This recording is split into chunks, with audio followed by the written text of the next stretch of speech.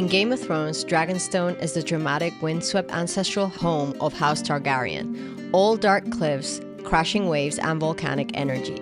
It's where Daenerys returns to reclaim her birthright, where Jon Snow meets his fate, and where a lot of very serious brooding happens. In real life, it's San Juan de Gaztelugatxe. Wow, you said it. You had the you had the very difficult pronunciations in this little mini series. Gaztelugatxe. Yes. Or Dragonstone. Or Dragonstone. We kept calling it Dragonstone the whole time because It's difficult to pronounce. it is. San Juan de Gaztelugatxe. And yes, it's every bit as breathtaking as it is on screen. I am Laura Senior Garcia. Nalini Sharma, and this is Made in Spain. Welcome to episode 3, season 3 of the Made in Spain podcast. We are super happy to be here with you for the last part of our 3-episode mini-series about Bilbao and the surrounding areas. Today, we're going to focus on day trips from Bilbao. 2 very different, very, very special spots. We happen to do both of these in one day, but I would not suggest that, people do both. The name of our episode is From Dragonstone to Ghecho, Epic Day Trips from Bilbao. It honestly, and it is an epic day trip. So we originally had planned it for Ghecho on the Saturday and then the Dragonstone on the Sunday. It just so happened that the car rental was a Saturday, so we decided to do both at the same time. I think the idea was that we would have gone to Ghecho, which is a municipality, a little town outside of Bilbao, 20 minutes by car, but also fantastically, you can take the train there. So the metro, train, subway, I don't think it costs more than €3 to get you out to Ghecho. The issue with that is that once you get there, it's a small town, but it's still a big town. Yes. So there's a lot of walking, and there are, I would say, 2 separate sides to it. Yes. In that it would be, unless you're a real walker but if you kind of want to enjoy your day, you would have to take a taxi or just factor that into your day or budget to take you from one side to the other. There's also buses. They're buses. We sometimes are a little bit lazy about having to wait for the bus, look for the bus stop and all that, but there are buses. And if you want to get out there in the metro, it's line 1 towards Plencia. And it will take you about 30 minutes from central Bilbao. But well worth the visit, whether you go by car, whether you go by the train. We rented a car, which it cost us a little bit more than what we had budgeted for, only because we were doing 2 stops in one day. Otherwise, we would have gone and returned the car on time. We had to keep it an extra night just because we went out to Dragonstone the same afternoon. So exactly. So €47 to rent a car from the city center of Bilbao. Center of the city, yeah. And then from there, you can take the car for the day, go explore in nature, go to the beaches, etc. So that is a really good option to do the car rental if you do want to get around to more than one place like we did. And Laura did the driving, but very actually easy driving, well-paved roads, very well marked. It's not as if you're going to pull off, which has happened to me in the past, where you decide to go somewhere, but you pull off and then the road turns into no road.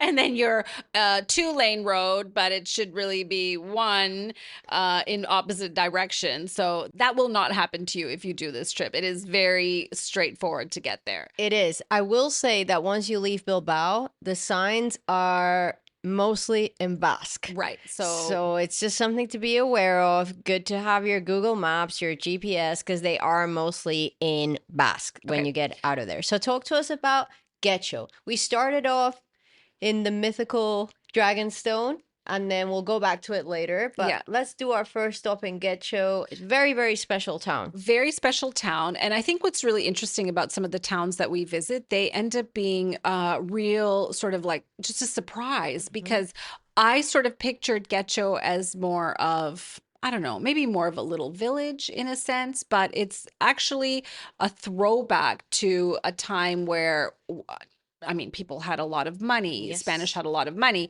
and they would build their vacation homes there. So you have these really stunning, very large, I wouldn't call it castles, but They kind of are. semi castles that they're that large and I think really when you look at them, they remind me of chateaus, like they're the like French. And exactly. if you think of where you are in the Basque country, how close you are to France. It's very, yeah, the architecture is very different. It does look like a chateau. A lot of the homes look like chateaus. Now they have turned into what I believe are little boutique hotels or apartments or separate, I apartments still that you think would some of buy. them are private Some. homes, but very few of them. But that was where the wealthy would come to vacation. So it'd be the same as if, in North America, Madrid, you buy a the cottage. Hamptons. Yeah, the Hamptons, you go. Ghecho is Hamptons of Spain. In a way, I would say Yeah. yes, absolutely. So So I do know a while back someone mentioned to me that it was very much the elite from Madrid that either had connections or family members there, and also the elite from Bilbao. So right. the industrial elite, Families, yeah, yes. would. And you, when you go there, you will see why. It is almost as if you are in a different part of Europe. And I know we've said that about, Bilbao or the surrounding region, but you could really be maybe in a little Swiss town. Absolutely. And when I think when you go to Getxo though, it's kind of interesting. Even though we are talking about a day trip from Bilbao, it does not remind me of Bilbao at N- all. Not at all. Like the way that the architecture, like you said, the homes, the landscape, the port, it does feel like you're in a totally different area. Completely. And so okay, we drove. I would just recommend that have patience with parking because we went and listen, we are traveling off season. So if you are traveling Oh yeah. in the middle of summer, I would maybe not recommend taking the car. Or if you do take a car, be prepared to be very diligent with parking or arrive early to find a parking spot. Because the one thing that I have found traveling to some of the, not just Getxo, but other cities, smaller cities or towns within Spain, is that parking is very limited, especially in tourist, kind of tourist season. And that becomes difficult. So pack your patience with that. There's one more thing as well. We didn't visit it, but there is a very nice beach there. Beautiful beach, really, Yes. really beautiful beach. So At you which have point that. is the water's very cold though, because again, as we mentioned in the last episode with the food, it is the Atlantic, and some people may think, "Oh, Spain beach." It's like No, it's it's not different. the Med, so No, it's it's very, very different. cold. And also people surf there. So Yeah. that just gives you an idea of the type of water that you have in the waves. But it was established in the 12th century Hmm. and it's basically a seafaring town. And over time turned, I think I would say it was kind of like a playground for the elite. Hmm. And it has evolved since then. Now I think it's maybe people who are kind of retired there or they want a really picturesque place to live, but maybe commute to the bigger city to work because it's very quiet. I mean, I think it took us like 18 minutes by car. it's So it nothing. wasn't it yeah, I could definitely see if you lived there and you were commuting to Bilbao, for example, it would To not be a work. big deal. No, and it's, these beautiful, very quiet tree-lined streets. I mean, there's the grittier side Yeah. to get, which we ended up walking through. But they're not in a bad way. It's just that you have this really kind of picturesque, very different looking area closer to the port with all these stately homes, the trees, the fancy boutiques, really nice restaurants and boutique hotels, and then you have a slightly grittier side Yeah. to it. So that's just the split between it. But it's a small town, but it's still big enough that you can spend the entire day and enjoy 100%. many things to do. So one of the things to do that we didn't actually find out till the very day before, I was actually looking on social media of like, oh, things to do in Ghecho because I had been there before a while back, but it was mostly centered around eating and seeing the port area, is the hanging bridge, which is Right. also called the Puente de Vizcaya. It is a really, really interesting visit. And especially for the engineering fans, I think they would absolutely love this spot. It is a UNESCO World Heritage Site since 2006, and it was built in 1893. Mm. Interesting fact that I found out afterwards in doing a little bit of the research for this episode that I didn't even realize when we were there is that it was designed by Alberto de Palacio, who is a student of Gustav Eiffel. Oh, that makes sense. It does. It When you really, see it, that when makes you get sense. there, it's like, why does this strangely remind me of the Eiffel Tower? It no, that makes sense. So I mean, again, we went there and we thought, okay, well, let's go up and we'll go up the bridge. So you can take an elevator, you buy tickets, you take the elevator up, and you can cross over. You're crossing over the river to the other side. Now, it's not. It's really not a tourist attraction. It is become a tourist attraction, but it's functional for the people who It live is there. functional. Because you have to cross. So if you live on the other side of the river and you have to get to that side or leave, you have to use the bridge, put your car on it to get across to exit the city. It's 10 euros if you're doing it, as Nalini said, as a tourist. And by the way, I would not recommend going to the top of the bridge like we did if you are afraid of heights. Do not do that. We are not afraid of heights, Yeah, I but wouldn't if do you that. are afraid of heights, you can actually see through the wood planks Yeah. at the top, and it is a huge drop. And I could see how someone with, who has a fear of heights would really struggle there. But so maybe don't do that if you are. But if you are not, it's a really cool experience. In that 10 euros, you also get included going on this thing that hangs off the bridge. It's a cable car. Is it a cable car Yeah, that like we this. call Yeah. it? I mean, I don't, it's how you would describe it. So it's like a cable car that goes from one side to the other. It's basically, Suspended gondola, yeah, apparently. exactly. That's what it is. So and really, there were some tourists on there, but there were also people who just live there. Yeah. They just live there and they have their pass, I guess their resident pass to cross over. And it's just a normal thing for them from one side to the other, that this is what they do on a daily basis. We got Yeah. this scare of a lifetime when we went all the way up to the top, and for some reason they put a mannequin in the, I don't know if you've seen, Yeah. A they mannequin put a in, mannequin in like the little thing where they used to operate the right. suspended gondola from, and all of a sudden we realized it wasn't a human being, that Yeah, was but the in there. mannequin is kind of like slumped It's over. strange. Yeah. Like, oh my god, We're the like, mannequin just had a "Oh my heart God." attack. Yeah, And no. they do tell you at not the midpoint, because we did not walk. Yeah. The day we went was actually quite cool It was windy. and it was windy. But we got to a certain point on the bridge where it tells you that if enough people were to jump on the bridge at the same time, you would feel it move. And didn't it Yeah, no actually? thanks. Yes, I was like, yeah. No thanks. Thank you for letting me know about that when we're up here. No, it was interesting because obviously we were, with your children. I think Yeah. they really enjoyed it as Oh well. my God, they loved it. And They also, loved making us nervous while we were up there. yeah, Okay, so that was Ghecho. yeah. We had So- lunch at the Italian. Yes. Delicious. So super recommend. We mentioned it in episode 2, but it was Casa Liotta, Yes. right? Very, very nice. And again, very affordable. Very affordable. I mean, I would say we did not have in any place that we went, poor service.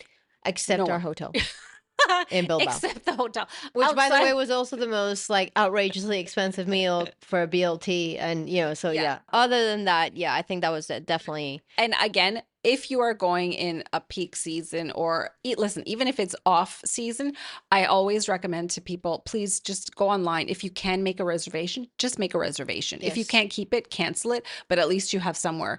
Don't assume that you can just stroll into any place and have a lunch, because No, that may not absolutely. happen. And as a business owner here, I would Yeah. say make sure you cancel. It doesn't Exactly. cost anything, and people really appreciate it. Especially not knowing that you're not going to show up. All right, so let's go from Ghecho.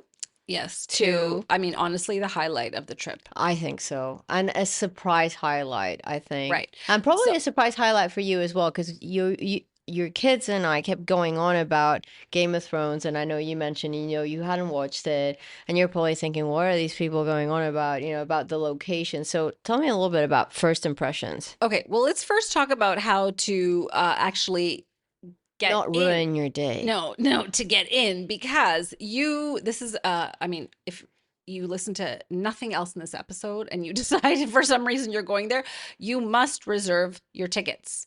So we were sitting in Valencia Airport, midday, and we're talking about, oh, what are you excited for? What are you excited for? And we started talking about, and I'm going to say it right this time, San Juan de Gaztelugatxe. Right? And someone from the group, I believe it was your oldest son, said, oh, I think you need tickets, because Yeah. we start, and I went, how can you need tickets? It's, a beach. It's it's a public place. So in my head, there's like no, why would you need tickets? And No. then Nalini all of a sudden went really quiet and started just doing like a deep search on her phone. I didn't understand what was going on. So can you explain? Okay, listen, I told Laura, I said, you've never seen somebody interpret Spanish as fast as me in that Valencia airport. I'm like, oh my God, I think I know what this means. I think I know what this means because it was in Spanish. Thank God it wasn't in Basque. Yeah, because then I would definitely be lost. But I started to read, and it says that you need tickets. It is not negotiable. They are free. So our thing was that we don't like to necessarily pay for a tour or tickets because then you're locked into that time, and maybe you don't want to do an entire tour that is X number of hours long. Especially, I've never seen the show, so in our minds, we thought, oh, we'll just see it from the distance. You cannot see it from a distance. You need the tickets. Yeah. So we go on. I booked the last 4 of 6 tickets available for that Saturday. And in my like excitement, I thought it said 5:30, but it was 6:30, which I didn't know until Saturday. Yes. Till we were sitting in the lobby ready to get the rental car. And I said, let me just double check that I What actually time is it at? have the reservation. And I checked and I said, what's 18:30? Because I know it's 6:30. Yes. And my son's like, that's 6:30. I said, I'm sorry. He's like, oh my gosh, what are we going to do for the next 6 hours? Yes. So we thought, you know what? Let's go. Let's see what they say. Maybe we'll get in early. Anyway, we drive from Ghecho. How long was it? Maybe half an hour? 45 minutes. Oh, 40. Oh, yeah, actually, sorry, it was long because we took the highway. Yes. If you have a reservation that is a certain time, you have to know that they will not let you in prior to 10 minutes before your time. And it doesn't matter. It's a digital entrance system. So it scans your ticket. And the guy kept saying to us, it's not me, it's the machine. It's not me, it's the machine. And we're like, just let us in. But there are beaches that you can stop at prior if you want to, if the weather's nice, you can stop, you can spend some time on the beach, you can swim if you want. I mean, if that's what you want to do, or you can just drive to the location. So what was your first impression? So first of all, if you've watched the Game of Thrones, the location is a very gray and cold, it's a cave of dragons. Okay. So in my mind, I thought, okay, I'm sure some of it is digitalized and so on and so forth, but I didn't really picture such a spectacular spot. Wow. I was picturing something a lot darker and grayer because that's what you see in the show. Right. So my first impression when we got there is like, where are we? I've been to Galicia, I've been to other places in the north of Spain, but just the impression of how did they build this? Where it looks like a little wall of China, really, that goes out to this beautiful church on a stone or hill or almost an island that looks like a resting dragon. And that's why they call it formation Dragonstone. actually in the water. That's what it looks like, a dragon asleep in the water. Yes, it is so gorgeous. So when Game of Thrones was at its peak, there were so many tours, professional tours. People would like cosplay, dress up to go out there. Wow. And I think it became absolutely huge. Right. And I'm not sure that before that they actually had this ticketing system in place. No, I can tell you. It says here that the digital tickets began in the summer of 2018 because of the Game of Thrones. And a year later, 730,000 people visited, which was more than 150,000 than the previous year. So imagine for a little town that doesn't really have parking or the amenities, now you have this increase in tourism. And Huge I mean, increase. The other thing is that, yes, it brings money to the area. However, first of all, the tickets are free. Yeah. So there's no money going to that town, one. Secondly, there are 2 little restaurants there. One is a little bit more expensive, and the second restaurant it's very, very cute. It looks like a little medieval, I don't know, stone house. Yes, it is. And you can just sit there, and there's a little pony. You could see the water, the trees, and you have a glass of wine, a coffee, whatever you want, some lunch, but you have to wait for your time slot. And the other thing that's really amazing about the site and the location is that it is not branded at all. If No. you did not watch Game of Thrones, you don't know what Game of Thrones is. There isn't one thing that says Game of Thrones. We were actually Nothing. thinking we were going to go there and, get like a little gift shop or something. There was absolutely Zero. nothing. And I do appreciate that because, at the end of the day, that location is way more than the show. Right. The show just happened to pick a really cool location, but it's a pilgrimage place. It's actually one of the most popular pilgrimage areas in the Basque countries. We actually found out that on the 24th of June, there is a pilgrimage that happens that, a lot of people from the Basque country go and do this, where they get like their fishing boats blessed and the fishing season blessed. And it's almost like a protection, you could say. There's a lot of ritual and superstition around it as well. And also, apparently, when you get all the way to the top, you can ring the bell 3 times for good luck. I never saw a bell while we were up there. And I'll tell you why, because they took the rope out. That's why. They actually took the rope out several years ago because the bell disturbs the natural habitat of the birds. So imagine you have thousands of people going through bang, bang all the time. So they took it out. So you can't ring a bell unless it's on the day of the pilgrimage. They allow it on that particular day. And they've limited the amount of people that can visit, I think, to 3,000. On the pilgrimage? No, each day. Oh, wow. So when we went there, we rock up as we do. And we said, hey, so we have this reservation. Here's a QR code. And he's like, oof, you have 2.5 hours to wait. We're like, can you let us in? Nope. Nope. The machine says no, 10 minutes ahead of time. And he showed us that people were just sitting there. There was actually 100 people plus sitting there waiting for someone to cancel their tickets and they online. just keep refreshing to see if there's like a ticket open, ticket open, ticket open. So I respect what they're doing 100% because you start the walk and it's not crowded. There are really not a lot of people in front of you or behind you. They've staggered it in such a way that you can really enjoy the beauty of it. Yeah, you don't feel like you're in a tourist spot. No. Actually, when you're doing the walk, many times you feel like you're just surrounded by nature. I mentioned to Nalini while we were there that there were times where I really got goosebumps just from looking around.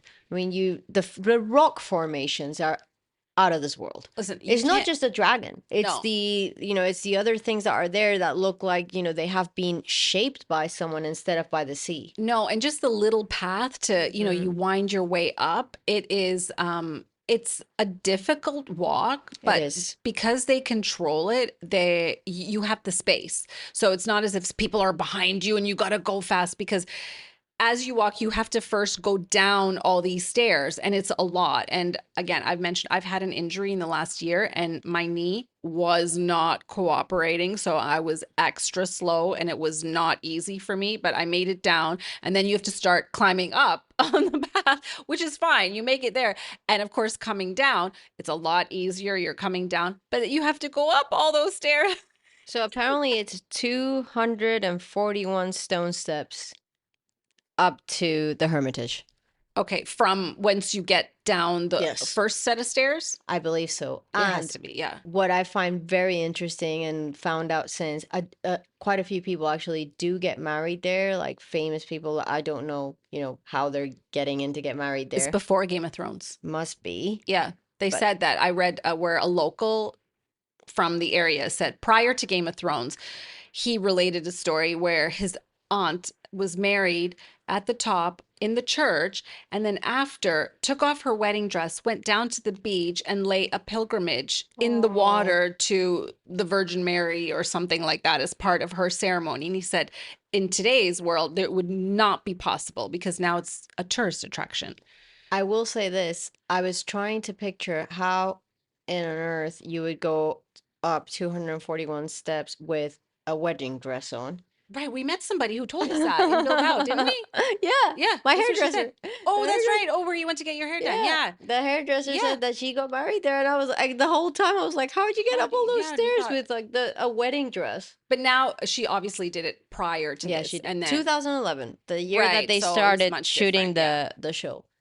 So, I mean, I don't think there are words to describe it. And I mean, it's just really, Just go. If you have a yeah, chance, I think it's definitely a once in a lifetime walk, I would say. absolutely. And just taking the nature surrounding it.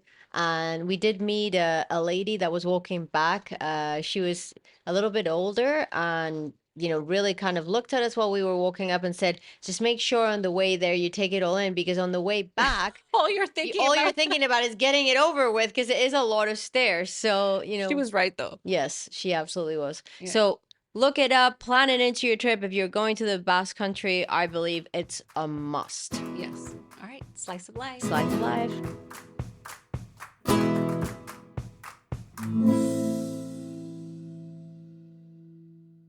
All right, Laura, slice of life. First, let's talk about what we're eating and drinking. Maybe not the combination we would recommend, but this is what transpired. So we may end up in a bit of a bad place after this combination. But we wanted to get all the little bits in this mini series about the Basque Country. And these are two things we could not leave out of our Basque Country experience. So we're drinking calimocho. Yes. So I'm just, gonna just open that. All right, let's describe what it is. It's basically equal parts red wine, typically inexpensive, and Coca-Cola. Now, the history of, and I would say this holds true for many of the, whether it's a pincho, a tapa, a drink, something particular to a city. Sometimes the history is a little bit murky. However, the town of Ghecho lays claim to the calimocho. The story goes is that in the 1920s, Coke was not necessarily widely available throughout Spain. So it wasn't until the 1950s that the Coca-Cola plant opened and it became a bit more common to mix cheap red wine with Coke. According to the town of Ghecho, they were celebrating in August their patron saint, St. Nicholas, and the town had ordered thousands of liters of red wine, which had gone off. So to mask the taste of it, they decided that, you know what, we have all these revelers here, we're going to add Coca-Cola to it.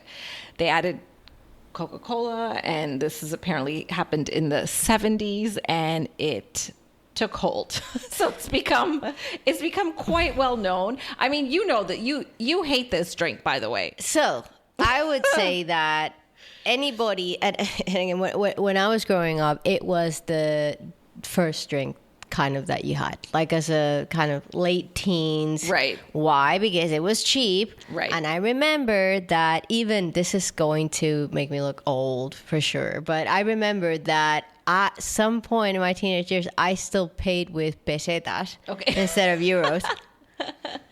Check me out. And it was 500 pesetas, or the equivalent of 3 point something euros, for a liter of calimocho. Okay, but the wine, we're not talking about bottled We're talking wine. about Don Simon, which is like a carton of milk. No offense to Don Simon. No, Don Simon, all the respect in the world. You're getting like, basically, I think probably even a little bit cheaper than a carton of milk for a carton of red wine.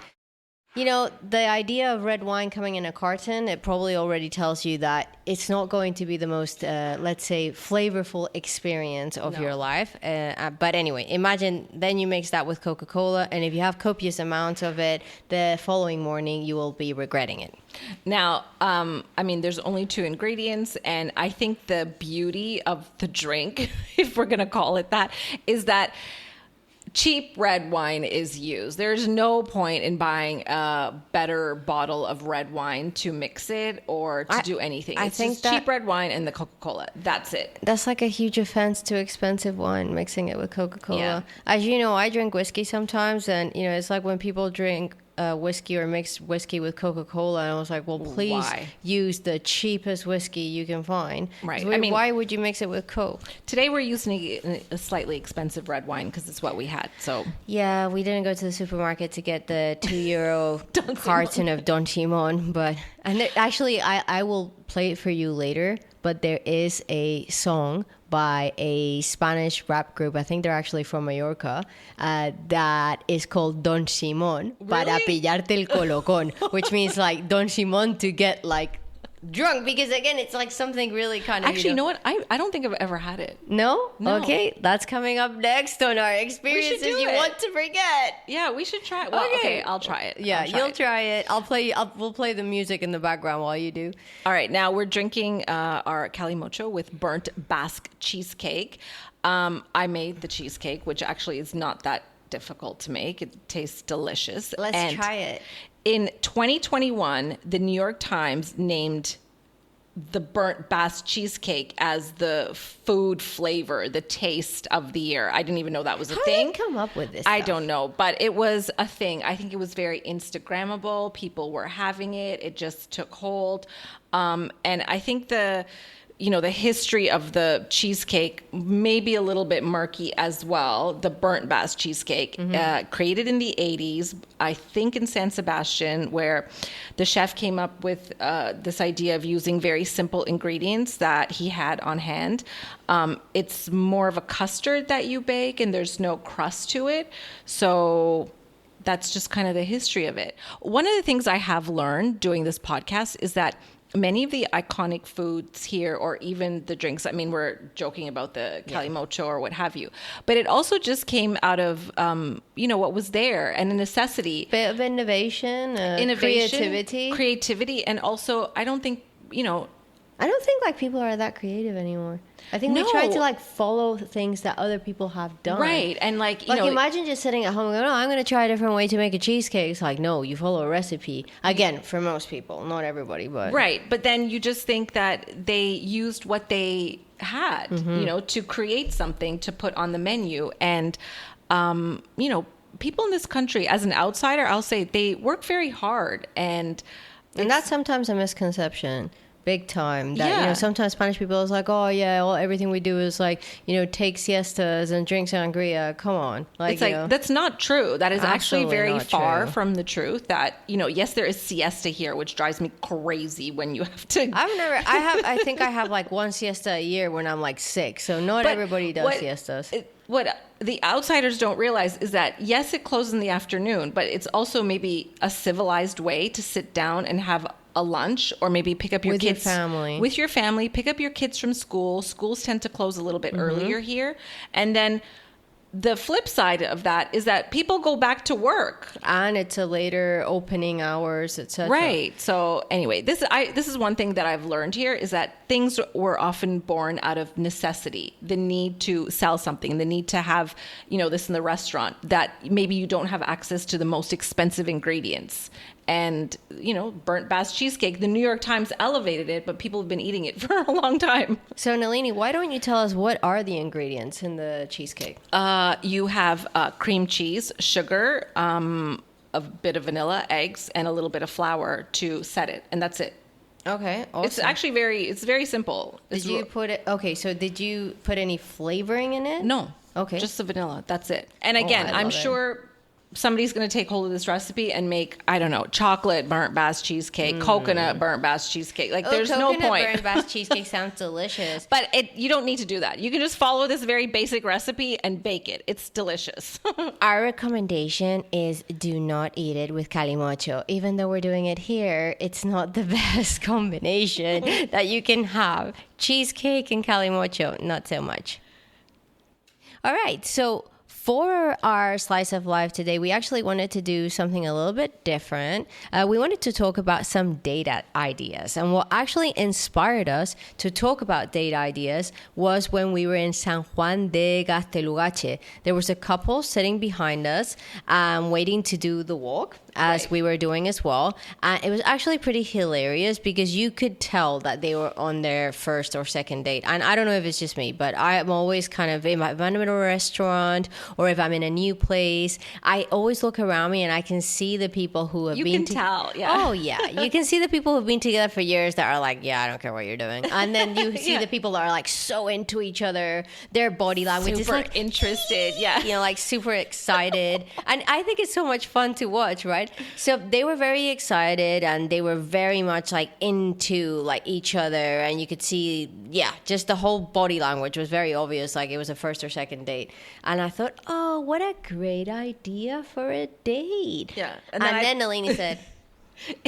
And I said, yeah, nice idea, except for the tickets are free. Yeah, I was like, but the thought of it, And then the other cool thing is they were speaking half Spanish, half Basque, and it was driving me nuts because I was trying to understand what they were saying. Because again, you're kind of like sitting there waiting for our time to come to be able to make the walk. And I'm like, I want to know what they're talking about, but couldn't follow because it was half Basque and half in Spanish. So it was pretty cool. But yeah, like I said, it was pretty hilarious when Nalini pointed out, the tickets are free. So I'm not sure how I would take that, if that's where we were taking. But it is really spectacular. I mean, regardless, beautiful. It is, and you would, you get to know somebody. Yeah. That walk is a test. Yeah, you get to know if they're fit enough to go to the gym with or not. So, this doesn't have to be about a new relationship. Nalini and I have discussed before that, both of our spouses and people that we know, the idea of going on a date, it doesn't have to be with someone new. It could be with your partner. It could be with someone that you've been with for a few years. But it's nice to actually plan dates. Exactly. And it's nice to be intentional about it. So we have some different proposals. We're going to talk about budget for the different proposals. But we think you'll find these really cute. Okay, so we have that one. And then the next one you have is... But we're going to talk about the actual budgets for each one. Okay. So the first budget option that we recommend is the flower market. So we thought this would be something that you could do with 15 euros. So again, we're going from a range of different budgets here. Free. So, yeah, free. To 15 euros. Yeah, 15 euros, 50 euros, 100 euros. So you've got some different options. So the first one is for 15 euros, you could go to the flower market on a Sunday. You can take the metro or you could even walk because it's actually walkable from a lot of the places in the city. There are a few tours there, but it's mostly for the locals because, absolutely. At the end of the day, where are you going to take flowers? So on a Sunday, you can go down to the market, you can buy a coffee in a specialty coffee place, buy your date, a beautiful flower, sit next to the river. And it's quite shaded there as well. They have really nice park benches. You can just sit in the shade, just watch people go by. I mean, they sell books, they have sort of antique coins. It's just it's a small market, but I thought it was very strange that there was a DVD stand and people were buying DVDs. And then he goes, where are they watching those? I'm like, they must have a DVD player. It was busy. That particular market seller, he was very busy moving those DVDs. And I thought it's very weird. Unless there was something else in that DVD box. I don't think so. Let's not go there. So first budget option, flower market, little vintage, 15 euros, coffee, flowers, and who knows, maybe even a kiss. So next is I would recommend Ghecho. Now, we rented a car and drove because we were a little bit under a time constraint, I would say, because we had our tickets to do our walk, our Dragonstone walk. But it is quick. I think the subway, you can take the train out there. There's a train that runs from the center of Bilbao. It's not that expensive. And I don't think actually it takes that long. By the time you get in the car and get out there, I probably think you'd be better off in the metro. Absolutely. Ghecho is extremely walkable. It is a really, really picturesque town. There's a lot of history in it. You can go up to the hanging bridge, which is really cool. You can walk across the bridge if you want, or you can take, what is that, like a cable car? It's a cable car. It's a short one, but it is actually a functional one where people also take their cars on there. Well, because people who live on one side of the river to the next, that's how they get across. I mean, most of the people actually when we went were local people. Yes. Just trying to get to their appointment or back to where they came from. Vice versa. Looking at us like, what are these tourists doing here? And I think you could do that within a 50 euro range. I mean, you can get a little snack. the food is not super expensive there, so you can still probably get a little lunch, but We really actually cute. think that you can get the pizza, the metro, and even go on the hanging bridge within the €50, 50 Range. budget. Or another option for that €50 range is you could get tickets to the Guggenheim and do a coffee there. So that one's also a really good one. And then finally, we have our third budget option, which if you happen to live there and you have a car, could be a lot cheaper. But if you're, even potentially renting, and it would be to go to San Juan de Gaztelugatxe with a car, make a day out of it, eat out there, and potentially even visit one of the nearby beaches. So either if you're a Game of Thrones fan or if you just want to see one of the most beautiful places in the world, I would say that third date option is worth it. The other thing you could do is you can take a picnic basket with you because there was no restriction about taking food in. The tickets are free to go in there, but again, it's the transport to get there that's going to maybe cost you a little bit more. It's the transport, it's the parking. I mean, there is a beautiful restaurant there that you can book into to eat lunch. We didn't check the prices. We sat at just the restaurant at the bar outside. Yes. In the sunshine. It was really quite stunning. So a beautiful place for a date. And I think that would be 100, you'd say, a little bit more. I think it would be around 100, depending on how you get there. Yeah. I think if you're smart about it, because again, the tickets are free to go in, so about 100. And if you don't eat out and you do like a little picnic basket, the views are worth the picnic. Absolutely. Actually a great place for a proposal. I'm getting really romantic today. I was like, you should propose up there. Whoever's listening to this, go do your proposal in San Juan de Gaztelugatxe for sure. Dressed in a Game of Thrones costume, Laura. Do it in cosplay. Okay, so that was our 3 date ideas. Let us know if you try any of them. If you happen to go to Bilbao, we'd love to hear your success rate with these. And now we're going to go on to our sentence of the day. Okay. Ta-tan!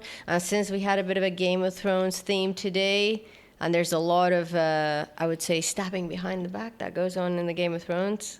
Wink, wink. The sentence of the day is, El que avisa no es traidor. Okay. Traitor. Something about being a traitor. Your Spanish is getting way better. And by the way, it's impressive.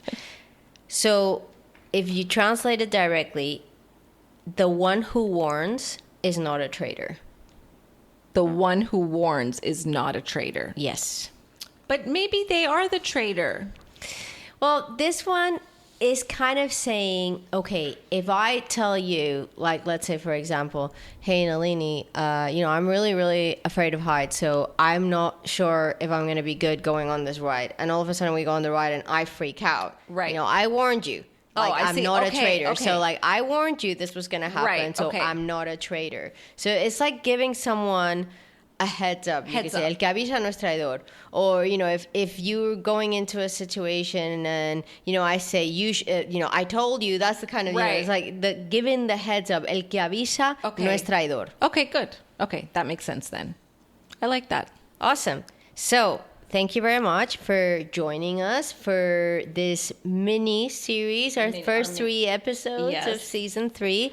That was on the Basque country. We've got lots of interesting things coming up in our episode 4, 5, and 6 of season 3, including hidden gems of the Costa Blanca, an incredible experience at a wine festival, as well as an episode about the one and only Madrid. So yes, can't wait for that. Please recommend us and make sure that you subscribe and look for us on social media. We always love to hear from you.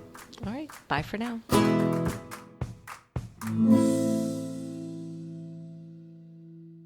The Made in Spain podcast is an Everything's Rosy production with executive producers and host Nalini Sharma and Laura Senior, with special thanks to production assistant Ayrton Nath.